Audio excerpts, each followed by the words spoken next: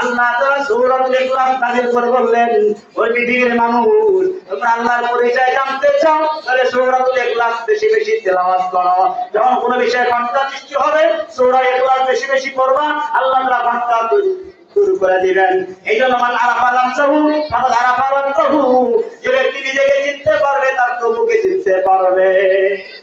এজন্য বাবাজিরা আমার, সূরাতুল ইখলাস যে বেশি বেশি তেলাওয়াত করবে আল্লাহ তাআলা তার শান আর মান মর্যাদা বাড়ায় দিবে। রাস্তা দিয়ে নবীর সাহাবী হযরত আবু জার গিফারী রাদিয়াল্লাহু তাআলা আনহু জিবরাইল আমিন যাইতে বলে, ওগো নবীজি আপনার সাহাবী আবু জার গিফারী রাদিয়াল্লাহু তাআলা রাস্তা দিয়া যায়। আল্লাহ নবী যাইতে বলে, ও জিবরাইল আমার সাহাবীকে আমি চিনি না, আমার সাহাবী এরকম ভাবে সাথী মুড়ি দিয়া রোমাল মুড়ি দিয়া যাইতেছে, আমি তো নিজে চিনতে পারি না। ও জিবরাইল তুমি কেমনে চিনলা? জিবরাইল যাইতে বলে, ওগো নবীজি শুধু আমি চিনি না, আকাশে যত ফেরেশতা আছে সকল ফেরেশতা আবু জার গিফারীরে চিনে। সুবহানাল্লাহ বলবেন না বাবাজিরা? বলেন সুবহানাল্লাহ। আর বাবাজিরা, ওগো নবীজি শুধু আকাশের ফেরেশতা জিবরাইল চিনে না, জমিনে যত ফেরেশতা আছে আবু জার গিফারীকে চিনে।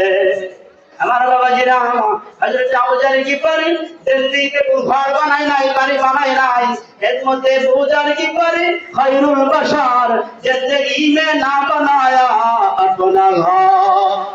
আবু জার গিফারী রাদিয়াল্লাহু তাআলা আনহু রাস্তা দিয়ে যান, আবু জার গিফারীকে পরিচয় করার আল্লাহর নবীর কাছে হযরত জিবরাইল আমিন আলাইহিস সালাতু ওয়াস সালাম। আল্লাহর নবী জানেন, আবু জার এমন কি আমল করেছো যেই আমলের কারণে আমার আল্লাহ তোমাকে চিনছে, যেই আমলের কারণে ফেরেশতা তোমাকে চিনছে, বলবানি এমন কি আমল তোমার ভেতরে? আল্লাহর নবীর সাহাবী হযরত আবু জার গিফারী রাদিয়াল্লাহু তাআলা নবী গো, আমার জীবন তোমার আমল নাই, একটা আমল বেশি বেশি করি, সেই আমলটা হলো কাসরাতুল তেলাওয়াতি সূরাতুল ইখলাস।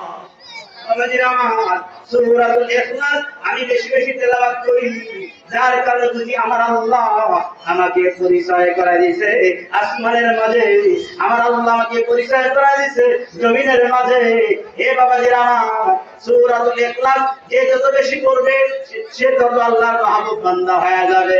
নবীজির কাছে তো আসছে, ওগো নবীজি আমি বড় অভাবী, আমার সন্তানকে খাবার দিতে পারি না, আমার হার পরিবারকে খাবার দিতে পারি না, এমন একটা আমলের কথা বলে যান, এমন একটা ব্যবস্থার কথা বলে যান যেন ওই তিনটা আমল করে আমার অভাব দূর করতে পারি।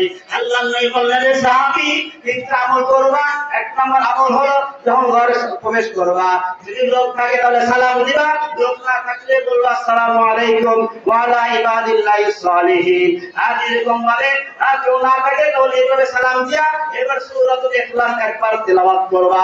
হাটে যাইবা সূরাতুল ইখলাস তেলাওয়াত করবা, বাজারে যাইবা সূরাতুল ইখলাস তেলাওয়াত করবা, ঘরে প্রবেশ করবা সূরাতুল ইখলাস তেলাওয়াত করবা। এভাবে যদি আমরা সূরাতুল ইখলাস তেলাওয়াত করতে পারি, আল্লাহ অভাব দিবে না, পেরেশানি দিবে না, কলা মুসিবত দিবে না। আজকের যুবকেরা বলে হুজুর অভাবী, এবার পর্যায়ে ব্যক্তি বলে অভাবী, রাষ্ট্র বলে অভাবী, এরকমের কর্মচারী বলে অভাবী। আমার বাবাজিরা, আমরা যদি সূরাতুল ইখলাস আজকের থেকে তেলাওয়াত করি, আজকে এই মাদ্রাসাও সফল হবে আর মাহফিলও সফল হবে সূরাতুল ইখলাসের দ্বারা। আমার আল্লাহ তাআলা আমাদের অভাব দূর করে দিবে। এই জন্য বাবাজিরা, লম্বা আলোচনা করা যাবে না, উস্তাদ এসে বলছেন, এখনই আপনাদের বয়ান করবেন। আল্লাহ আমাদেরকে দিন